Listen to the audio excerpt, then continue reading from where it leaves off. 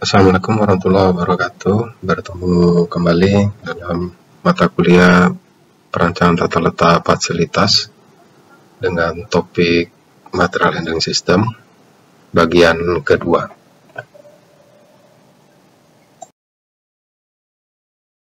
Adapun permasalahan kunci dalam pemindahan bahan, yang pertama pemilihan jenis peralatan pemindahan bahan, yang kedua analisis biaya pemindahan bahan, yang tiga kebutuhan jumlah peralatan, yang keempat pengoperasian alat pemindahan bahan seperti penjadwalan kerja, penentuan rute, dan lain-lain.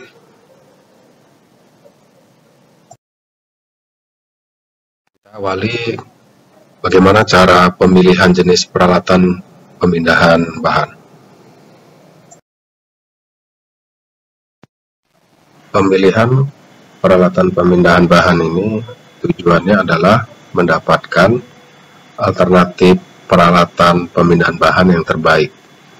Adapun pertimbangan dalam pemilihan peralatan pemindahan bahan adalah aspek teknis, yang kedua aspek ekonomis. Aspek teknis berkaitan dengan cara penggunaan peralatan tersebut, sedangkan aspek ekonomis adalah nilai uang yang dibutuhkan untuk pengadaan dan pengoperasian peralatan.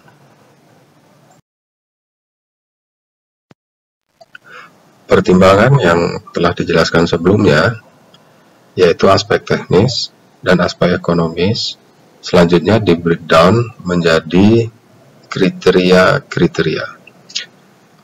Adapun kriteria yang diturunkan dari aspek teknis antara lain kapasitas angkut peralatan, waktu setup, kemudahan loading dan unloading, dan lain-lain. Saudara dapat mengidentifikasi berbagai macam kriteria yang relevan dalam aspek teknis. Sedangkan aspek ekonomis dapat diturunkan menjadi beberapa kriteria antara lain biaya investasi atau harga jual dari peralatan, yang kedua umur ekonomis, yang ketiga biaya operasional, dan lain-lain.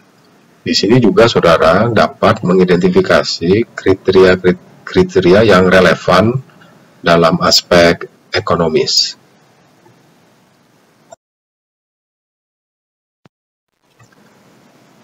Pemilihan jenis peralatan pemindahan bahan ini dapat menggunakan berbagai macam metode.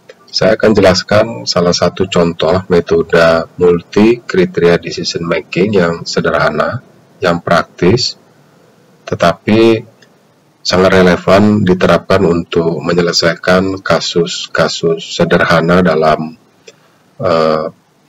sistem pemindahan bahan. Metode itu diberi nama Comparative Performance Index atau CPI. Metode ini merupakan cara menghitung yang hasil akhirnya disebut dengan indeks gabungan atau composite index, yang nantinya dapat digunakan untuk menentukan penilaian atau peringkat dari berbagai alternatif. Misalkan kita beri indeks alternatif itu I, berdasarkan beberapa kriteria, katakanlah indeks kriteria itu J. Dalam hasil perhitungan ini, ada dua prinsip interpretasi terhadap kondisi data yang diberikan. Yang pertama, kondisi smaller the better. Smaller the better adalah satu prinsip yang kita gunakan dengan acuan maksimal nilai indeks itu 100. Jadi nilai tertingginya nanti 100. Larger the better, minimal nilai indeksnya itu 100.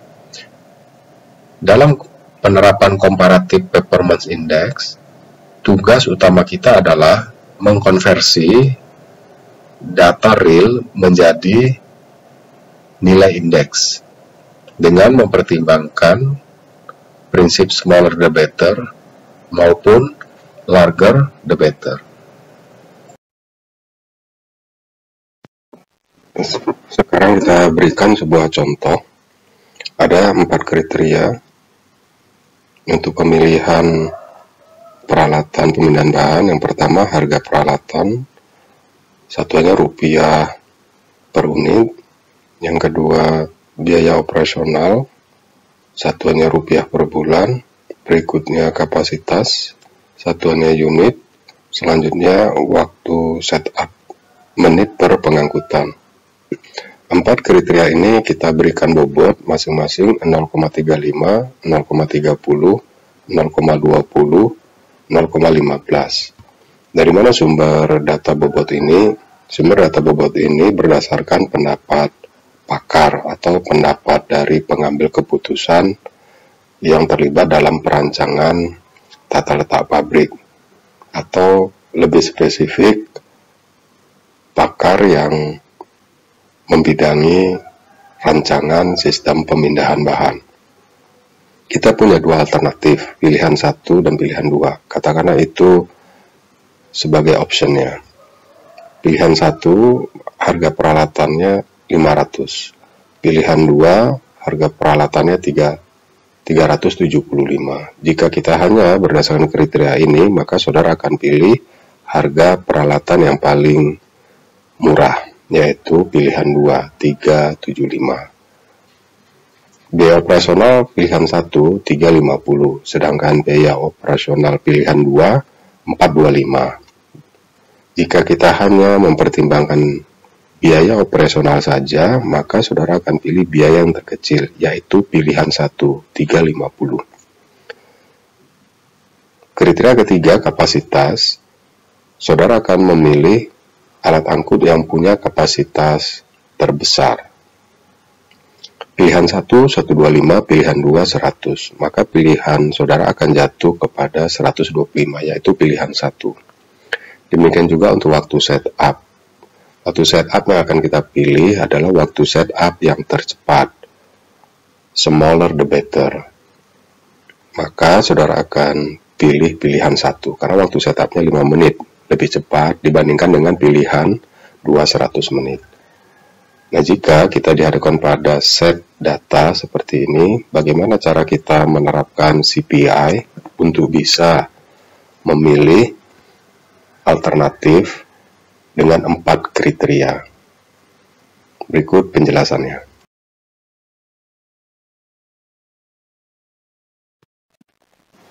Cara menerapkan CPI di dalam kasus ini, kita mulai dari kriteria pertama, yaitu harga peralatan. Harga peralatan adalah prinsip smaller the better. Kita akan pilih nilai yang paling murah. Berarti untuk mendapatkan indeks kompositnya, nilai harga peralatan yang paling murah akan mendapatkan skor yang lebih tinggi. Maka di sini kita bisa hitung dengan cara sebagaimana saudara lihat pada tabel. Kita cari nilai minimum dari kedua pilihan itu. Jika nanti saudara dihadapkan 3 pilihan, 4 pilihan, 5 pilihan, banyak pilihan, maka carilah nilai yang terkecil. Kemudian dibagi dengan nilai setiap pilihan itu. Di dalam contoh ini, pilihan 1 nilainya 500, pilihan 2 nilainya 375, maka nilai terkecil adalah 375. Kemudian nilai 375 ini dibagi dengan 500 sebagai nilai harga peralatan pilihan 1. Dikali dengan 100, maka indeks kompositnya 75. Untuk pilihan 2, 375 dibagi dengan 375 kali 100, maka nilai indeks kompositnya 100. Demikian juga untuk biaya operasional. Smaller the better. Caranya sama, sehingga kita bisa peroleh nilai indeks komposit pilihan 1 100, pilihan 2 82,4. Untuk kapasitas, prinsip perhitungan yang akan diterapkan adalah larger the better.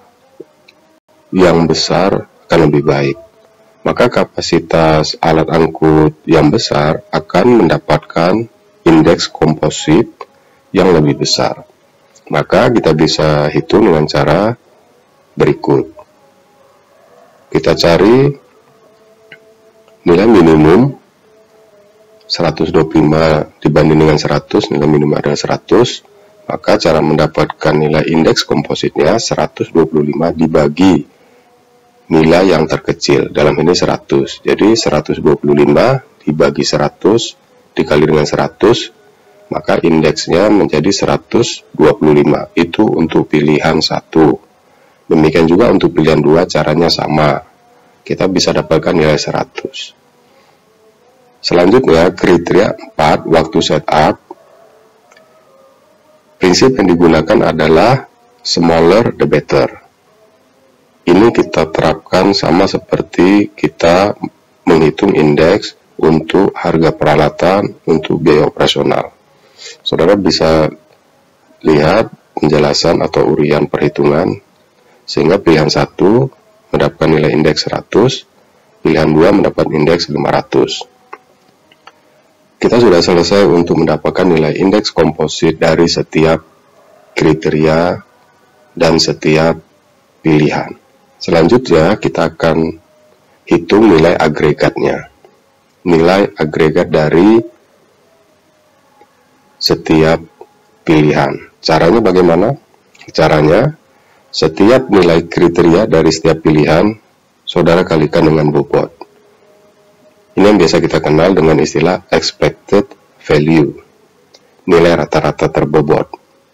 Maka, perhatikan kolom pilihan 1. Harga peralatan indeksnya 75. 75 dikali dengan bobot kriteria peralatan. Ya, kembali lagi Anda kepada slide sebelumnya yang ada data nilai bobot.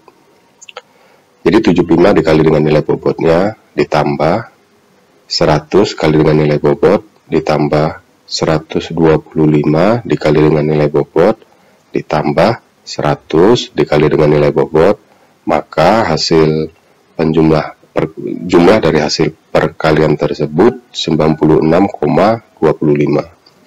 Cara yang sama untuk pilihan kedua, 100 dikali dengan bobot harga peralatan ditambah 82,4 dikali dengan bobot biaya operasional ditambah 100 dikali dengan bobot kapasitas ditambah 50 dikali dengan bobot waktu setup, maka kita dapatkan nilai agregatnya 87,2. Dari sini kita bisa tetapkan yang terbaik adalah nilai indeks komposit yang terbesar. Itu rumus umumnya. Jadi pilihlah nilai indeks komposit yang terbesar. Begitu cara kita memilih alternatif menggunakan metode Comparative Performance Index. Selanjutnya kita akan membahas bagaimana cara menganalisis biaya pemindahan bahan. Adapun teknik mengestimasi biaya pemindahan bahan dapat kita gunakan cara yang sederhana sebagai berikut. Apa sebenarnya yang kita maksud dengan biaya pemindahan bahan? Biaya pemindahan bahan adalah biaya yang dikeluarkan untuk memindahkan bahan per jarak atau per waktu atau per frekuensi. Dalam hal ini, saudara harus kembali mengingat prinsip-prinsip membuat matrix from to chart. Matrix from to chart itu menggambarkan frekuensi perpindahan bahan dari satu fasilitas ke fasilitas lainnya. Kemudian saudara juga mengingat kembali bagaimana teknik mengukur jarak antar fasilitas. Kedua tipe data tersebut sangat saudara butuhkan di dalam menganalisis biaya pemindahan bahan. Lalu apa saja jenis-jenis biaya perpindahan bahan yang patut kita pertimbangkan? Pertama, jenis biaya tersebut adalah upah tenaga kerja. biaya tenaga kerja. Biaya tenaga kerja ini akan muncul apabila kita menggunakan peralatan pemindahan bahan yang dioperasikan oleh manusia. Contohnya troli, contohnya forklift, dan jenis peralatan lainnya. Apabila kita menggunakan robot, maka komponen biaya tenaga kerja ini menjadi hilang atau tidak dipertimbangkan. Kedua, biaya pengoperasian dari peralatan. Yang kita maksud biaya pengoperasian dari peralatan adalah bahan bakar atau biaya-biaya lainnya yang terkait dengan mengoperasikan atau penggunaan dari peralatan tersebut. Termasuk di sini biaya perawatannya. Berikutnya, pertimbangan terhadap umur ekonomis dari peralatan dan lain-lain jenis biaya yang bisa kita identifikasi yang sangat bergantung kepada jenis peralatan, cara penggunaan, dan aspek-aspek lainnya yang terkait dengan sistem pemindahan bahan yang kita rancang. Mari kita pelajari teknik mengestimasi biaya pemindahan bahan ini dengan contoh berikut. Katakanlah berdasarkan analisis data kita dari from to chart, dari data jarak antar fasilitas, kita dapatkan total jarak 1.200 meter per jam. Kenapa dalam satuan jam? Contohnya di sini, untuk kasus ini, untuk contoh ini, angka satuan per jam itu diperoleh karena kita menghitung kebutuhan mesin dan bahan dalam satuan jam. Sebenarnya saudara juga bisa buat dalam satuan hari, satuan minggu, atau satuan bulan. Satuan itu tidak prinsip. Yang penting, cara kita mendapatkan angka satuan itu konsisten dengan penetapan kapasitas desain dari pabrik kita. Nah, kembali lagi, saudara harus ingat satuan apa yang saudara gunakan ketika saudara merencanakan kebutuhan mesin dan bahan.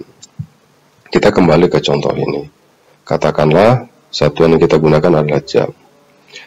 Berikutnya, operasional pabrik 8 jam per hari, 5 hari per minggu, dan 4 minggu per bulan. Biaya investasi peralatan yang kita gunakan itu harga pembeliannya 15 juta.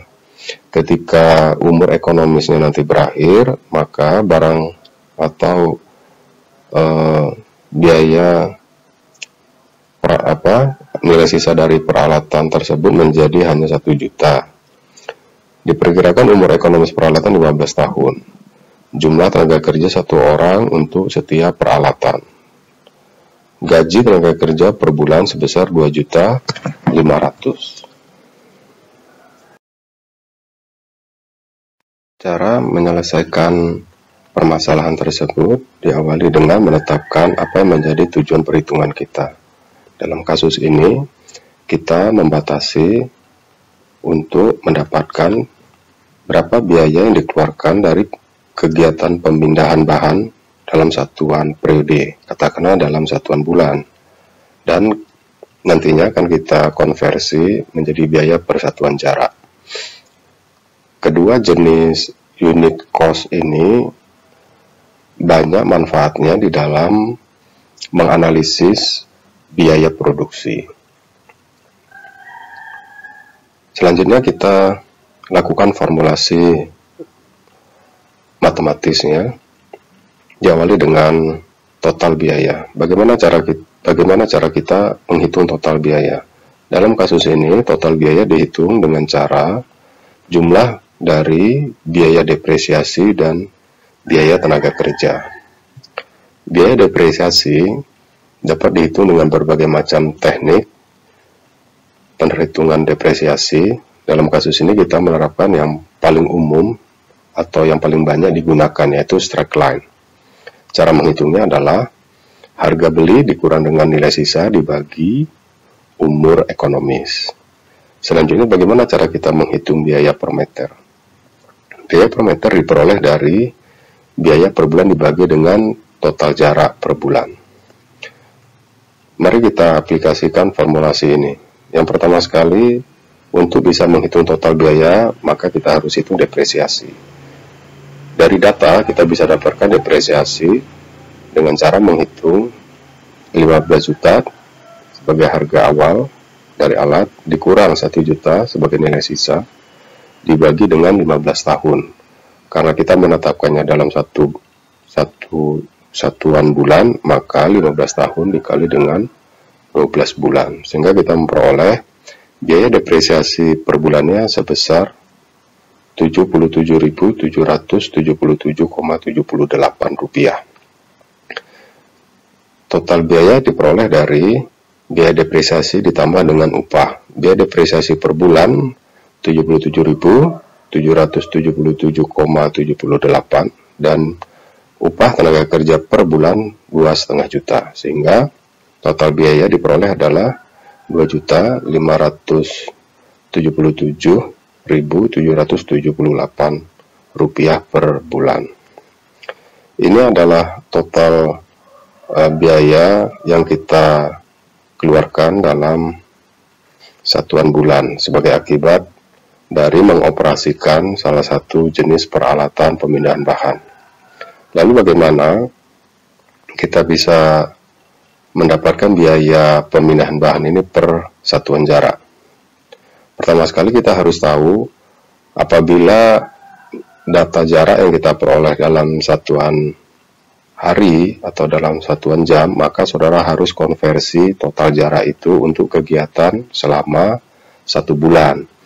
Di contoh ini kita menggunakan satuan bulan, maka langkah awal kita harus konversi satuan jarak per jam menjadi satuan jarak per bulan.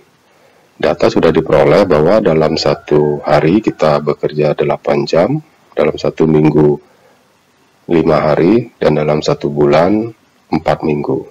Jarak per jamnya 1.200, sehingga kita bisa peroleh 8 dikali 5 dikali 4 dikali 1.200 diperoleh 48.000 meter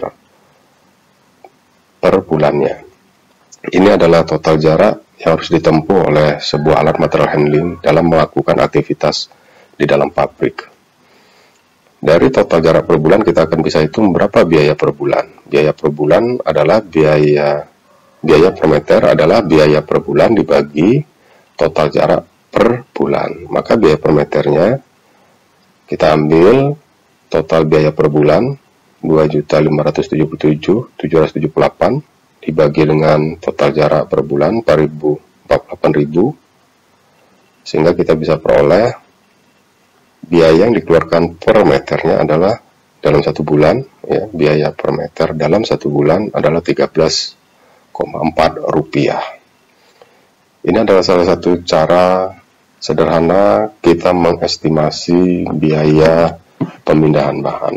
Tentunya formulasi lebih lanjut dapat dikembangkan sehingga kita bisa memperkirakan besaran biaya per satuan yang dikenal dengan unit cost lebih akurat dan bermanfaat secara akuntansi. Pokok bahasan selanjutnya adalah cara menghitung berapa kebutuhan jumlah peralatan material handling.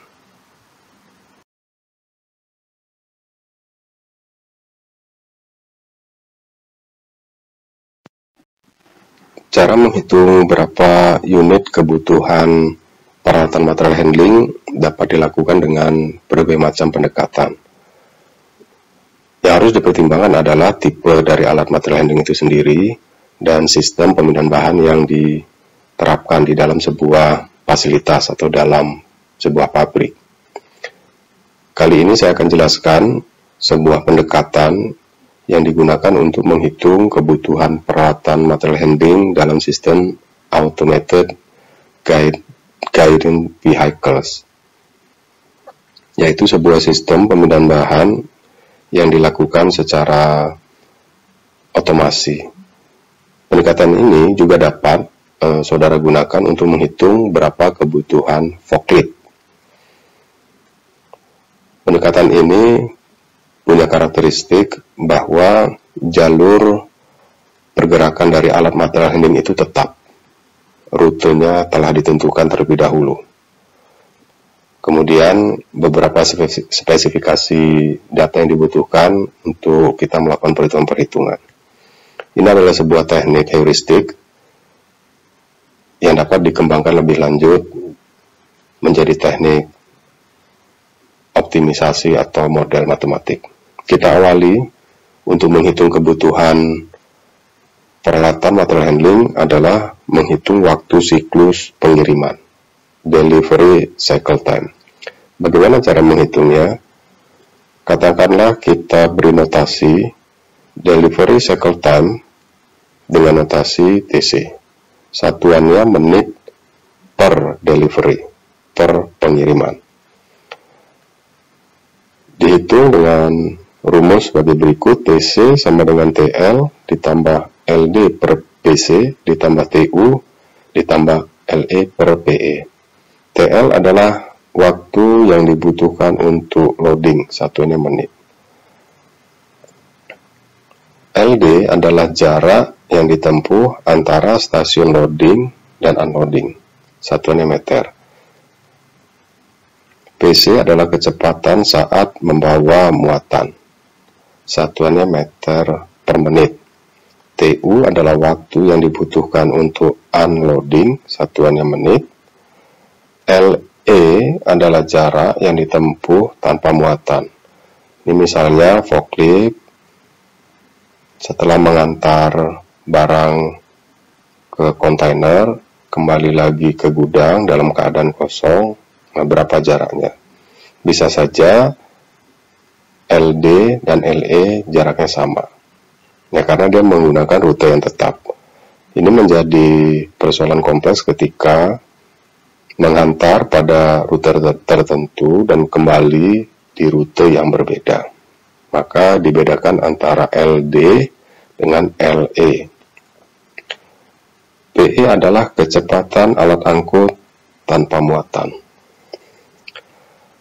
TL dan TU diperoleh dengan cara menghitung rata-ratanya. Demikian halnya dengan PC dan PE berdasarkan kecepatan terkecil dan terbesar. Kemudian diambil nilai rata-ratanya. Nah, demikian cara kita menerapkan rumus ini untuk bisa menghitung delivery cycle time. Selanjutnya, kita membutuhkan yang disebut dengan available time. Available time ini pengertiannya adalah ketersediaan waktu dari peralatan material handling untuk dioperasikan. Available time atau kita singkat atau notasinya dalam persamaan ini adalah menit per jam per alat. Dihitung berdasarkan persamaan AT sama dengan 60 dikali A dikali TF dikali E. A adalah notasi availability. TF adalah notasi dari traffic factor. E adalah notasi dari worker efficiency. Data ini nantinya ditetapkan, tetapi secara teoritis data ini harusnya diperoleh dari data historis. Apabila sistem pemindahan bahan ini dirancang pada tata letak fasilitas yang baru, tentunya data historis itu kita tidak miliki, maka perancang dapat menetapkan asumsi-asumsi dari setiap parameter ini.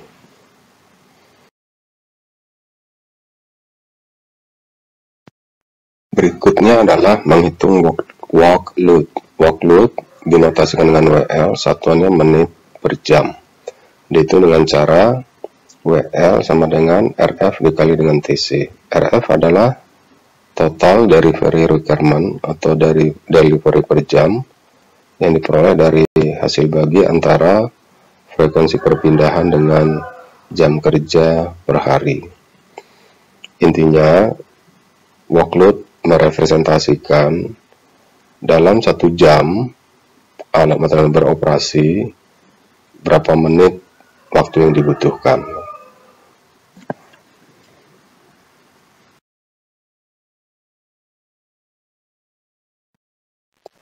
Terakhir adalah cara menghitung banyaknya peralatan yang dibutuhkan. Banyaknya peralatan material handling yang dibutuhkan dapat dihitung dengan membagi workload dengan available time. Kita terapkan pendekatan atau sekumpulan formulasi tadi dalam bentuk contoh, sebagaimana dapat saudara baca dalam slide ini.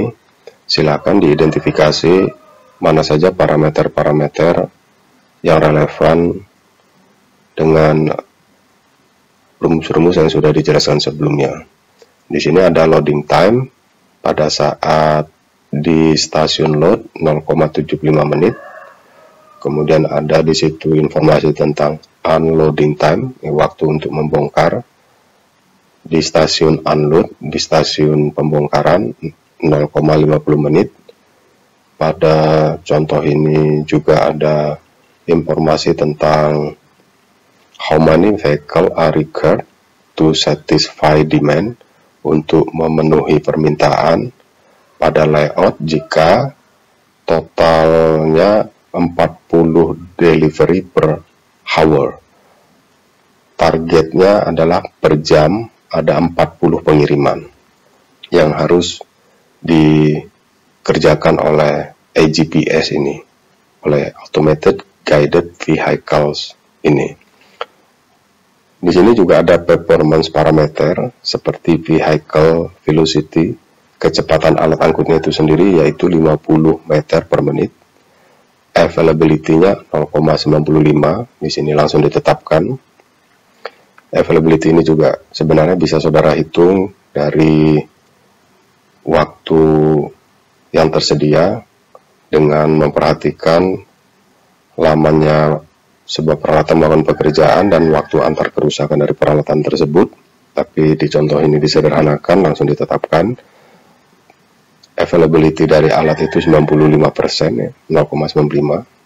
Dan traffic factor 0,90. Traffic factor ini nilainya antara 0, besar dari 0, kurang dari 1. Nilainya 0 artinya tidak ada lawan, jadi jalan itu sunyi, mulus saja.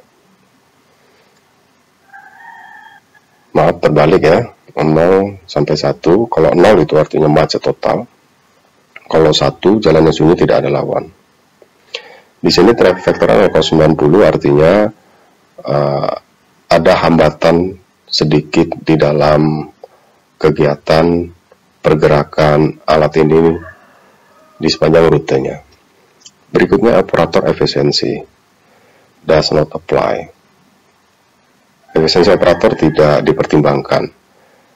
Kapan ini terjadi? Apabila kegiatan dari alat material handling tersebut pengoperasiannya tidak bergantung kepada operator atau manusia. AGVS ini otomatis, tidak ada operatornya di situ, sehingga efisiensi operator jadi tidak ada. Bagaimana dengan forklift?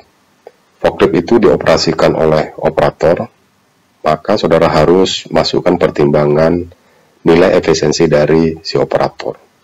Efisiensi operator pada saat mengoperasikan forklift itu. Demikian juga misalkan troli. Troli digerakkan oleh operator, maka efisiensi operator harus dipertimbangkan. Selanjutnya, Y-nya sama dengan 1.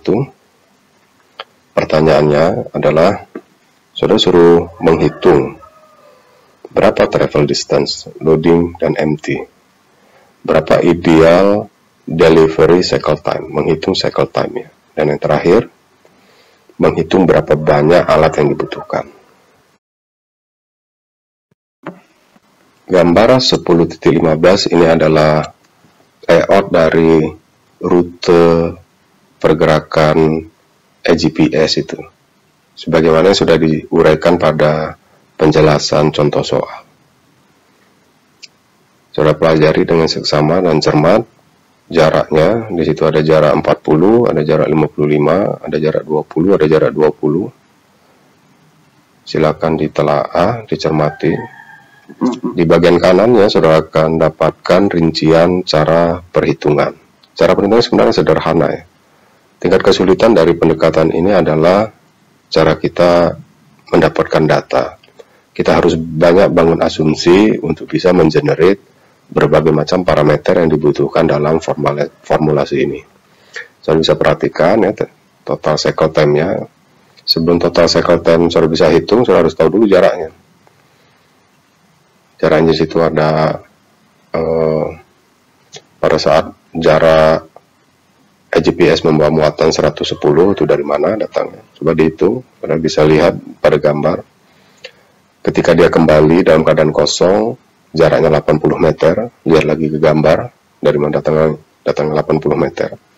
Saya dapat jarak load dan jarak empty, kita bisa hitung dari very cycle time-nya, sesuai dengan rumus, kita dapat 5,05 menit. Workload kita bisa hitung, karena data sudah tersedia, 202 menit per hours per jam. Availability time, artinya kita bisa hitung, masukkan dalam rumus, kita dapat 51,3 menit per jam per vehicle, sehingga banyaknya alat material handling kita butuhkan dalam sistem pemindahan bahan di contoh ini sebanyak 3,94 alat. Bagaimana cara kita menetapkan, karena ini bilangan desimal, apakah kita bulatkan ke atas atau kita bulatkan ke bawah, kita round down atau kita round up? Sebaiknya kita round up menjadi 4 unit. Kenapa? Karena 3,94 jika saudara round down menjadi 3, itu maknanya akan ada kebutuhan 0,94 vehicles. Mau tidak mau, kalau saudara round down menjadi 3, target yang ditetapkan 40 itu tidak akan terpenuhi. Cara untuk memenuhinya terpaksa kita lakukan overtime. Ketika kita round up menjadi 4, maka di situ terjadi kelebihan atau over ketersediaan sebanyak 0,06 unit. Ini menjadi lebih baik, kenapa? Karena akan meningkatkan availability dari alat-alat material handling kita. Dan ini juga akan sangat membantu untuk menjamin pasokan bahan baku dari satu stasiun ke stasiun berikutnya lebih terjamin, dan ini lebih ideal dalam perspektif perencanaan produksi.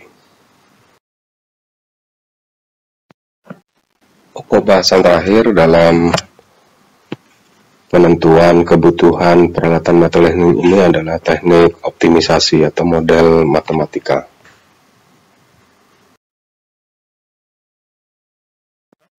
Sebagaimana saudara pahami, model matematik ini sangat detail dan terkesan rumit, tetapi dapat mudah dipahami apabila kita mengikuti pola umum dalam pemodelan matematik. Yang pertama, pahami terlebih dahulu sekumpulan parameter yang ada di dalam model yang sedang kita pelajari saat ini. Ada sekumpulan parameter. Dari sekumpulan parameter itu, misalkan kita lihat I adalah part type index. Ini berarti menunjukkan ada lebih dari satu komponen yang akan diangkut oleh alat material handling tersebut. J adalah mesin type index, berarti akan ada beberapa stasiun kerja yang akan dilayani oleh alat material handling. I adalah material handling device, MHD itu material handling device, alat material handling. Indeks ini menunjukkan lebih dari satu alat material handling tersebut.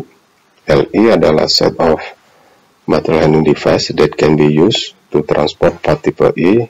LI menunjukkan tipe alat material handling yang dapat digunakan untuk memindahkan part tertentu.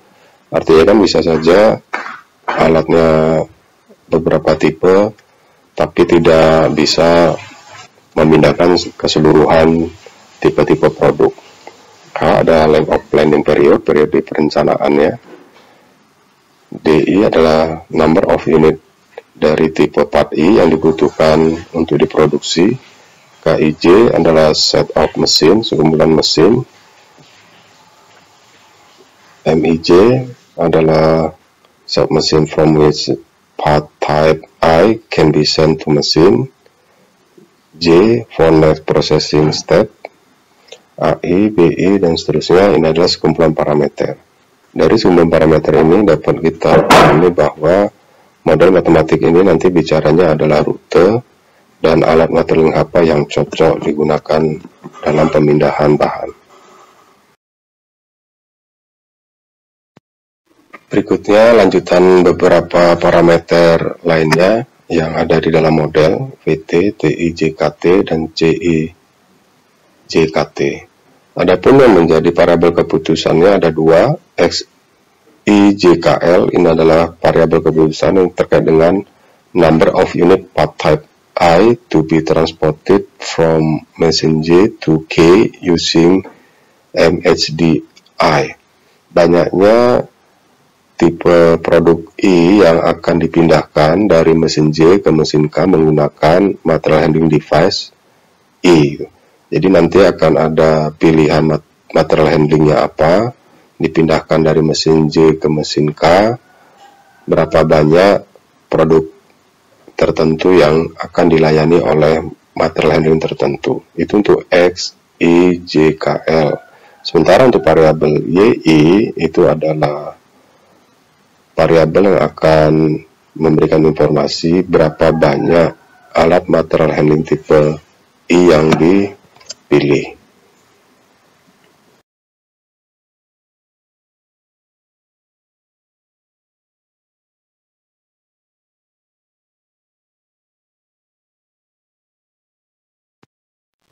Akhirnya kita bisa melihat formulasi matematik dari model optimisasi, pemilihan, dan pengoperasian alat material handling. Fungsi objektifnya ada dua komponen yang membentuk, yaitu biaya fix dari fixed cost dari alat material, jenis alat material handling, dan berikutnya yang terdiri dari 4 sigma CI JKT kali XI JKT itu mencerminkan biaya pengoperasian. Ada sekumpulan kendala yang bisa kita lihat dari formulasi ini. Ya, saya tidak jelaskan satu per satu. Lebih rinci, saudara bisa baca buku referensi kita, Sundere Seragu, pada chapter Material Handling System. Di sana dapat dipelajari secara cermat penjelasan dari formulasi matematik ini.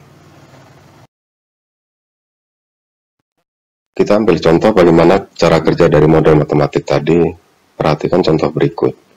Silakan saudara baca dengan cermat, pelajari informasi yang ada di dalam soal ini dan kaitkan dengan parameter yang sudah dijelaskan pada slide sebelumnya. Kita ambil contoh. Sebuah perusahaan manufaktur kecil memproduksi dua jenis produk dalam volume yang besar. Kita beri P1 dan P2. Setiap 50 unit P1 diproses pertama sekali di M1, kemudian dikirim ke M2 atau M4. Berarti ada dua alternatif nih, dari M1 bisa ke M2 atau dari M1 ke M4. Where it is further processed and then sent to M3. Selesai dari M2, selesai pun dari M4, yang dua alternatif itu ujungnya adalah ke M3 sebagai final processing. Saya bisa cermati berikutnya informasi-informasi yang ada. Di situ ada biaya purchase cost H1 dan H2 sebagai kandidat alat material handling yang ingin dipilih. Biayanya itu 100.000 US dollar dan 140.000 US dollar masing-masing. Kemudian di situ ada unit cost untuk transportasi P1 dan P2 setiap material handling. Kemudian diasumsi bahwa ketersediaan waktunya 7.150 menit. Kemudian empty trips-nya 30% dari waktu. Maka bagaimana informasi ini kita terjemahkan dalam bentuk model matematik sebagaimana formulasi yang sudah dijelaskan sebelumnya. Ini adalah ringkasan dalam bentuk tabel dan graf sebagaimana uraian dari contoh yang telah dijelaskan pada slide sebelumnya. Silakan saudara pelajari dengan cermat, di cross check dengan informasi di soal sebelumnya sehingga saudara bisa membaca dengan baik tabel tersebut. Saya berikan ilustrasi 1. P1 produk 1 dari M1 ke M2 menggunakan H1 itu nilainya, jarak maupun waktu. P1 dari M1 menggunakan alternatif device H2 ke M2, di situ ada 5/8 terkait dengan biaya dan jarak atau waktunya. Kemudian dari M1 ke M4 menggunakan H1 85. M1 menggunakan H2 ke M4 itu 2,2 dan seterusnya. Ini menjadi sangat penting untuk memudahkan kita memasukkan data parameter dalam bentuk umum formulasi matematik yang sudah kita jelaskan. Saudara berhati-hati dalam memformulasikan data ini sehingga kita terhindar dari kesalahan dalam memasukkan nilai parameter ke dalam model matematik tersebut. Penyelesaian dari model matematik ini kita dapat menerapkan atau menggunakan Linggo sebagaimana model matematik untuk penyelesaian masalah tata pabrik yang sudah dijelaskan pada pokok bahasan sebelumnya. Ini adalah screenshot dari Linggo dengan mengetikkan secara sederhana, ini tanpa sintak, jadi kita hanya mengetik biasa sesuai dengan bentuk umum formulasi matematik. Situ ada min sama dengan 100.000 kali Y1 dan seterusnya, itu adalah fungsi objektifnya. Di bawahnya adalah subjektif atau constraint yang sesuai dengan jenis-jenis constraint yang ada di dalam formulasi model matematik. Silakan saudara coba menggunakan Linggo sehingga bisa meningkatkan pemahaman terhadap formulasi matematik dari pemilihan alat material handling dan pengoperasiannya sebagai sebuah model terintegrasi atau model yang simultan. Selanjutnya dengan mudah kita akan dapat menyelesaikan dengan bantuan Linggo. Ini screenshot yang mengindikasikan bahwa formulasi telah diformulasikan dengan benar. Perhatikan optimizer status, state-nya global optimum, berarti model matematik ini memang sebuah teknik optimisasi eksak karena bisa mendapatkan nilai global optimum. Iterasinya sangat pendek ya, hanya 3 iterasi saja.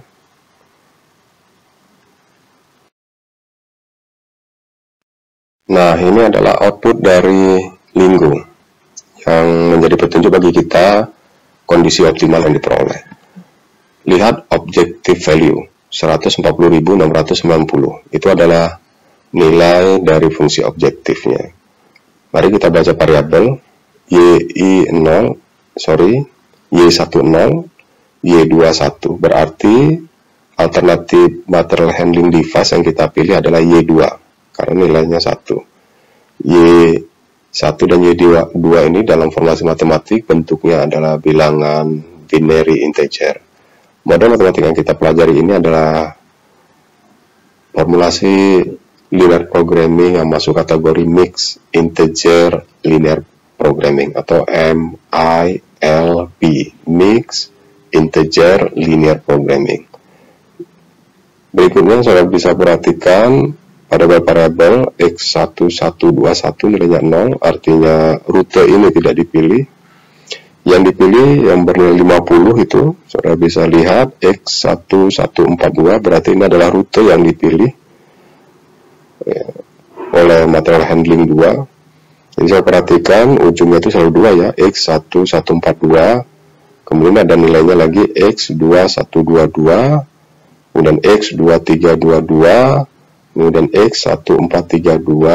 Kenapa di belakangnya 22 yang terpilih? Ya karena memang alat material handling yang terpilih adalah Y2, indeks 2. Membaca X1142, X1142 ini adalah rute dari alat material handling untuk mengangkut produk tipe 1 pada rute dari M1 ke M4 dan seterusnya. Saudara bisa interpretasikan sendiri sehingga saudara dapat dengan mudah memahami formulasi matematik yang kesannya rumit, padahal pada prinsipnya adalah sederhana dan rasional. Demikian yang perlu saudara pahami dalam pemodelan matematik.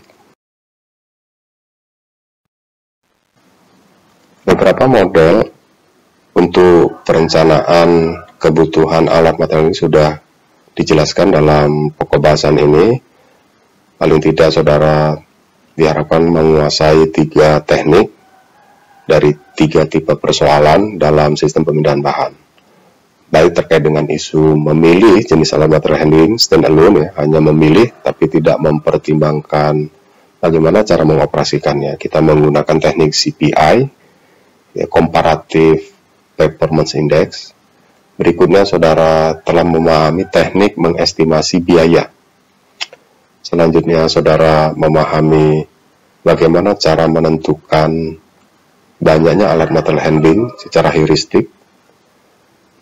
Dan terakhir saudara mempelajari teknik optimisasi model matematik untuk menentukan atau memilih alat material handling yang cocok sekaligus mengoperasikan alat material handling tersebut dalam sebuah rute pergerakan pemindahan bahan. Semoga materi sistem pemindahan bahan bagian kedua ini meningkatkan pemahaman saudara bagaimana cara kita merancang sebuah sistem pemindahan bahan, sekaligus teori yang kita jelaskan ini bermanfaat untuk pemahaman saudara bagaimana cara mengevaluasi kondisi saat ini dari sistem pemindahan bahan. Semoga bermanfaat. Kita akhiri. Wabillahi taufiq wal hidayah. Assalamualaikum warahmatullahi wabarakatuh. Selamat belajar.